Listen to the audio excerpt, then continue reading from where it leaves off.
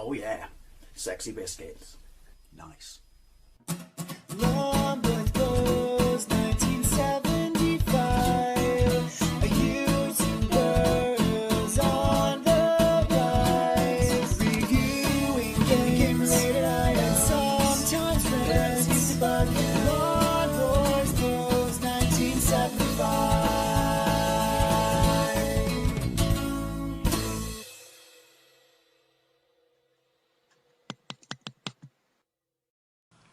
Hey YouTube, Longboys Post 1975 and something a little bit different. I want to talk about this book because this contains probably my favourite Judge Dredd story of all time. And I'm going to have a little bit of a waffle about 2000 AD because obviously give you an introduction to why I want to talk about this book, particularly the story.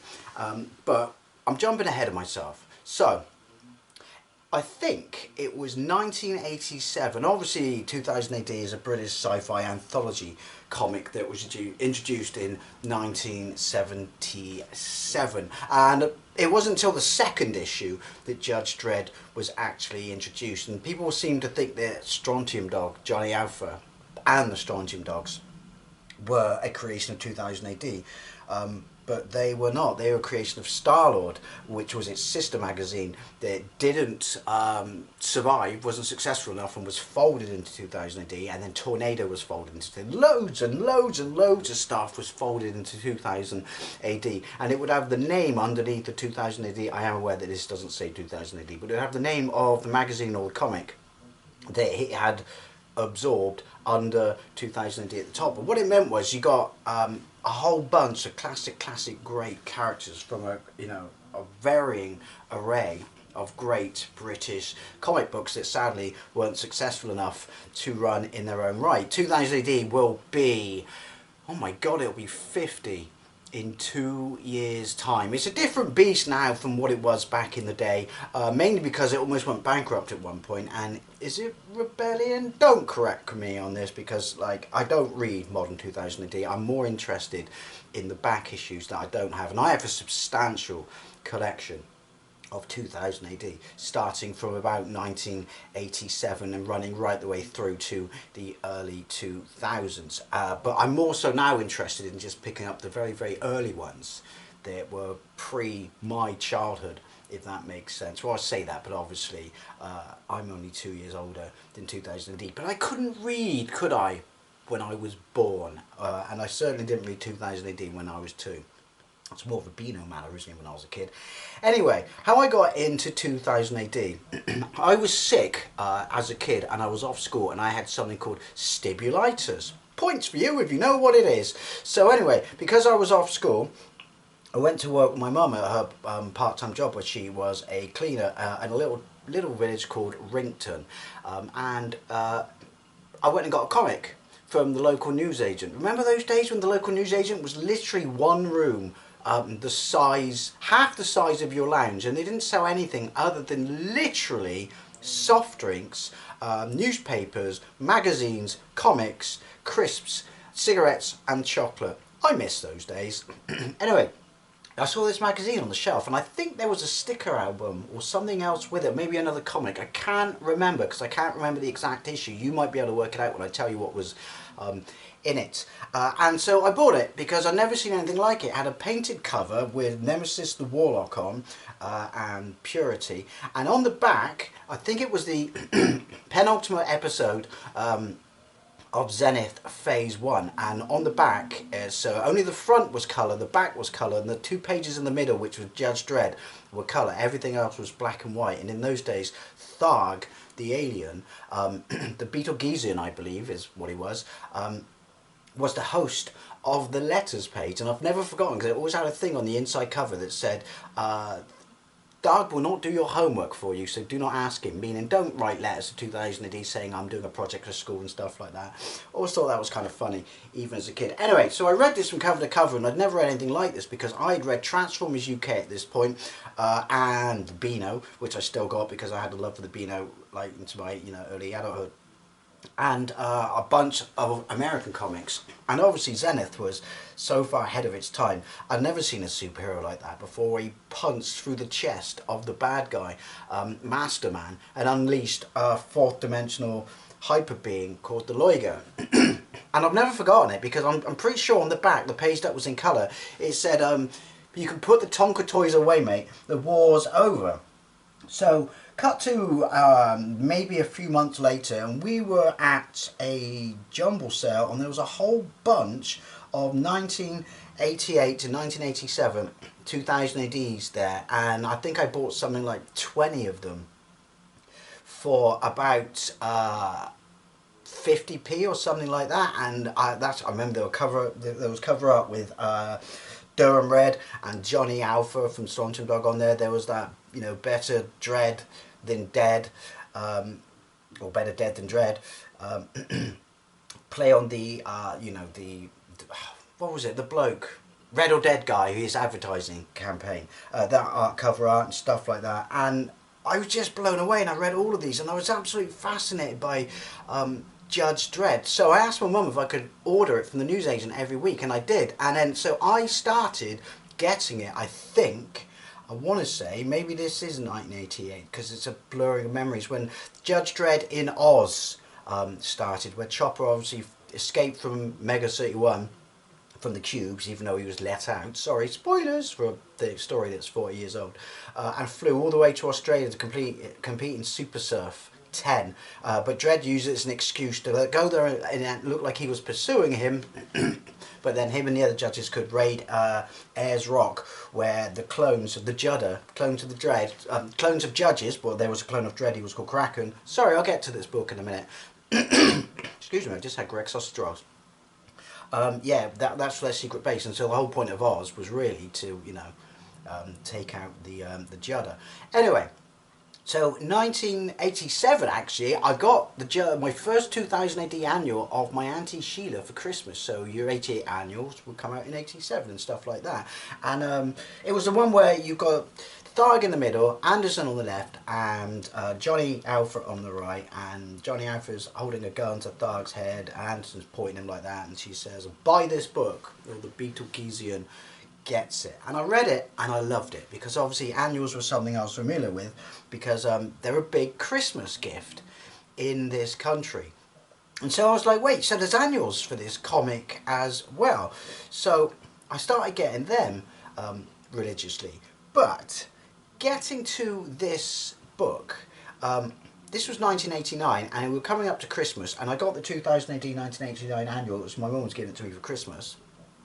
And I couldn't wait. When I saw this in about, I guess it was October when annuals come out, and I saw this in what would have been Safeways in Nelsey, I had to have it. I had to have it because it's Judge Dredd versus Dracula. As a kid, this blew my mind. It just blew my mind, because I guess it was a perfect storm. What was I, 13 in 1988, 12 in 1988, and the Hammer House of Horror movies were on marathons on Channel 4 a lot, like on Friday nights. And I love vampires, and I love 2000 AD at this point. And so the fact that Dredd was going to fight Dracula, I just had to have it. So I just went straight into it with my own money. And it became one of my favourite Dredd stories of all time. Is it a mega epic? You know, the likes of Necropolis? I mean, of course not. It's only 3 segments in an annual. So its concept, its scope is not going to be Necropolis, not going to be City of the Damned, you know, it's not going to be Oz, not going to be any of those things. I mean, obviously Dredd has fought the undead before. Judgment Night, he fought zombies. He's fought werewolves. He's become a werewolf. You know, it's no new thing to him. But like I said, because I watched Channel 4 and stuff like that, and the Hammer House of Horror movies, and loved, you know, really loved Judge Dredd at this point, I had to have it. What's interesting about this book was I put a post up on Facebook the other day saying, because I could not remember it was 1989, saying, can anyone remember when Judge Dredd fought Dracula in a Judge Dredd annual? Because it was my favourite Judge Dredd story, even though it was silly and short in scope, my favourite Judge Dredd story forever. As a kid, and I just want to read it again. And then I worked out that it was 1989, and then someone who's on my Facebook I went to school with this guy, Gary. Um, put a post on my timeline saying that he found this on eBay, and I sent him a message saying, or maybe put a post up saying, this is why I love social media. Everyone pisses and moans about social media and it's bad, blah blah blah blah blah. Use social media as a responsible adult and it's fucking brilliant, especially for stuff like this. And I said, I can't, mate. I boycott eBay because initially I said I was just trying to find it digitally anywhere on the internet, and I could not. But he said I found it on eBay and it's like a £5. And I said, oh, cool, mate, but I know this is stupid, stubborn, cut your nose off to spite your face, but I had an eBay account when I first started my YouTube channel, and I bought so many tracking down my Japanese Mega Drive game collection off eBay, and I had perfect stats and stuff like that. And then one day I got a shit ton of email abuse, and I looked at it and there's people having to go, you're a fucking liar, you're not selling this, blah blah blah blah blah, where's my fucking tractor, I shit you not. And someone had put up on my eBay that I was giving away a 1980s Massey Ferguson farm tractor, and I would deliver it anywhere in the country. So all these retards who didn't look at my history, which was never sold anything ever, only buys Japanese Mega Drive games, they never worked out that clearly I'd been hacked. And so I contacted eBay and they could not give a shit. Sorry, I'm just telling you this. So I've boycotted them ever since. I'm not a massive fan of PayPal as well. So he said, I could buy it, dude, and send it to you. And I was like, really? Oh, man, that would be awesome. I'll sort you out some shit and stuff like that.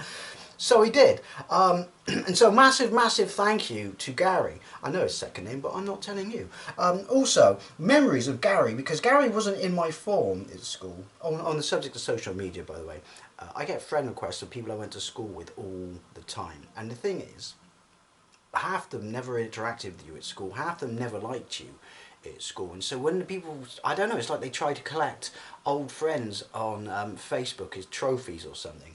I don't do that. I went to school with, went to school with a load of people, but I stay in contact with very few of them, and the ones that I do, I'm super fucking cool with. So I think I only have 4 people on my friend list on Facebook that I went to school with. So if you are from my school and you happen to be watching this, tough shit, nothing personal, just how them apples work. Anyway, I just want to say, the thing I always remember about Gary at school was one English class. And we sat at the back, and it was Mrs. Vivian, who was absolutely fucking horrible and bullied my twin brother like you wouldn't believe, until my mum went into school and had a word with her, if you know what I mean. Yeah, if you were at the front of a class, you were fucked. If you were at the back of a class, like me and Gary and a few other people, you could just break out the shit you had in your bag and share it with stuff. I used to show people the Japanese Mega Drive games I had and stuff like that. Sometimes I'd do my homework in that class for other classes, so I didn't have to do my homework in the evening, so I could play my Japanese Mega Drive. But I'd never forgotten, because this is, in those days it would take 6 months from a video to get to Sky, no, 18 months was it? To get to Sky Movies, and they would all stick this on the front of videotapes. This is just a random vlog, I know, at this point. On the front of videotapes saying, look, not exclusive to the video store, and will not be on satellite TV for 18 months.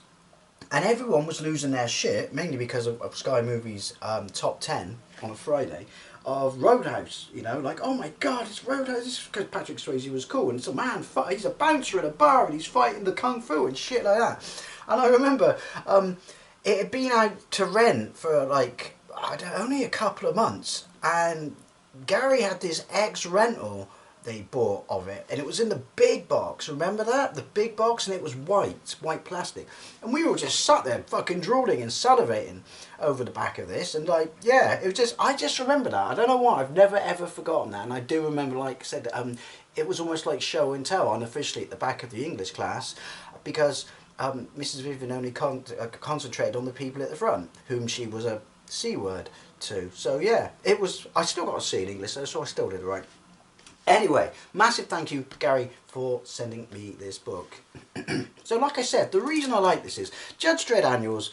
Oh, interesting, his jumpsuit is black. Carlos Esquerra, the best Judge Dredd artist ever and co-creator of Judge Dredd.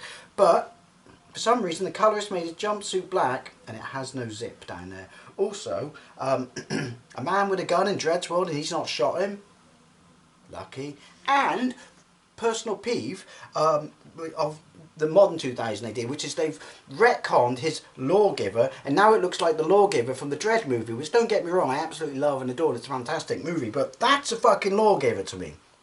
I know it's stupid because of the weapon select mode. I know it's got no iron sights. I know as a gun is completely impractical. Don't care. That's a lawgiver to me.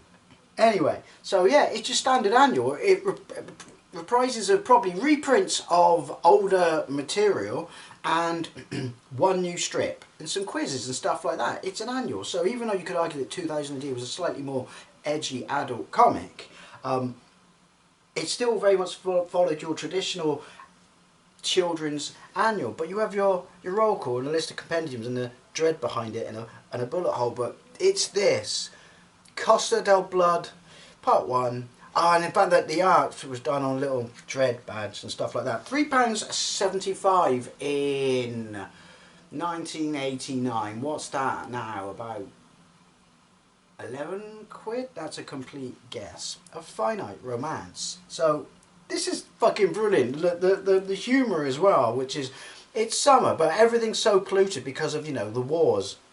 Third World War and the fucking, I'd imagine that the Apocalypse War probably had a hand in there as well. So they're going to the seaside, you know, and this bloke's running into the beach and the water's horribly polluted, and there's a judge without anything on because he's a lifeguard judge, but he's still got his gloves and he's still got his helmet, and he blasts at the guy's feet and says, "Zip up your chem suit, you know, citizen. The water is lethal." I love that. It's such a nice touch. The other thing I like about Carlos Esquera's artwork is it's got this dirtiness to it, which is, it's not super refined, and I don't mean that in a negative way, because it just makes it so much more expressive. And he draws these really thick lines, especially on the helmet, almost like those lines you get when you used to buy a magazine. It would have the cut along hairlines on it. It almost looks like that, but it's and also I like the fact that it's hand coloured, because earlier, mid to late 90s, they started computer colouring Judge Dredd, and it just did not work. Anyway, again, the artwork's absolutely fantastic. Fun times in the Costa del Meg, and yeah, I mean, just look at Carlos Esquera's Dredd. It's just absolutely fantastic. Anyway, so a young bird sees a bat. This again, just fucking love this as a kid. Dracula in Dredd's world. What would Dredd do to, you know, the Prince of Darkness? You know, superhumanly or inhumanly, you know, strong and immortal. He gets his first victim. Dredd shoots him through the back a load of times. Gets up because he's fucking Dracula. And again, the artwork. This is what I mean about the lines around the helmet. And his depiction of Dracula is absolutely fantastic. And also, you know, it's just the simplicity of the panels. You come from this, just 3 panels, but big sprawling artwork, and then you've just got 4 panels, because this is background. It just, I love this story as a kid. And again, it's short and sweet, but Dredd finds the victim, he sees a bat flying off, and he thinks, like, surely not. And then you get to your standard annual, which is A Cube of My Own. So they're talking about where a certain artist, you know, would draw all his artwork. Just absolutely fantastic. I love shit like Judge Cow. Fucking amazing. And then quotations update. See what I mean? Children's book, basically. Absolute children's book. But it's just a ton and ton of quotations. And who said it? Character-wise. This I completely forgot about. There was a competition. I thought this was in the 2000 AD 88 annual. There was a competition where you had to design a Judge Dredd movie poster in 1988, and these were the winning ones. And who is it? Is it this guy? I can't remember the name of the bloke from the movie, but one of these winners is the guy who directed Dredd, I'm sure of it. Or unofficially directed, because there's a whole thing with Dredd 3D as well, you know what I mean, which is who directed it and who actually directed it. But one of these competition winners is that guy. No way. But yeah, I love these. But my favourite of this one was this one here. Just absolutely amazing, because, you know, well, Gibson, good call for Dredd, I feel, in the 80s. But yeah, and that's a pretty banging one as well. Not so much a fan of that one, not gonna lie. But yeah, poster art run. Oh, these are the runners up. Hell, though. More runners up. Ah, and that's the one I remember as well, Harrison Ford. And, yeah, Molaram? Clearly, you know, they've just lifted Temple of Doom. But that's a banging one as well. Absolutely superb. But shit like this, do comics even do this anymore? Does Judge 2000 AD even do this anymore? Rutger Hauer. Good call. Completely forgot all about that. And then more profiles of the people who work for 2000 AD. Favourite TV shows, favourite films. My God, annuals are great. And then you got Judge Dredd in Father Earth. The original 2000 AD credit card here, which means this is a reprint of earlier stories. Again, to pad out the book, which unless you were a long-term reader of 2000 AD, you'd be fine with, I guess. I mean, they still do this shit now, and they did it in the Transformer annuals I had. The only annuals that were completely 100% new material, were the Beano and the Dandy. Judge Dredd, Mega Search. I want answers, creep, and I want them now. It's a word search with Judge Dredd. Yeah, fantastic. Serial thrillers, just talking about crime, you know.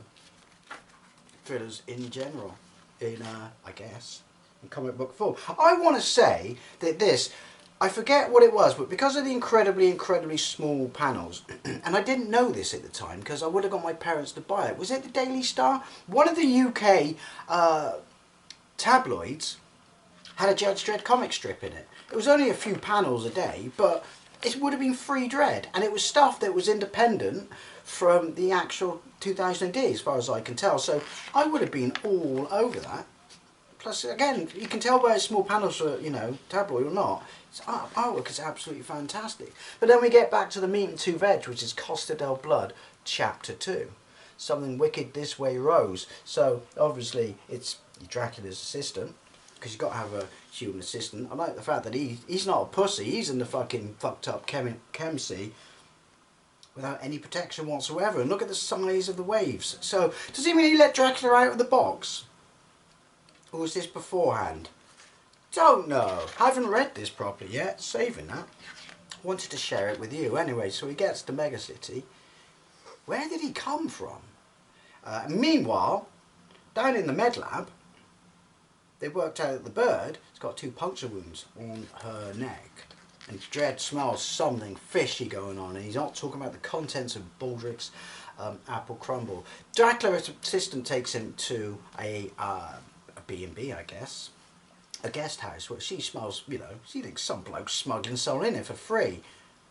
I like the fact that he wakes up, he's not a morning person, or a night person, I guess, just like the rest of us. Anyway, he's a bit annoyed about it, so he chows down her as a bit of lunch. She carries on, you know, about her business, even though she's the undead vampire right now, and Dracula just works his way through the entire house. Again, the artwork is superb. I loved Carlos Escocera. R.I.P. Carlos, you will be missed. Anyway, Dracula starts calling out to his undead bird, who basically gets back up, twats the med lab guy, the doc, and so even as a kid, it was just like, you know that he's dead. Just a thud, crack, just one punch, and the poor bastard's dead.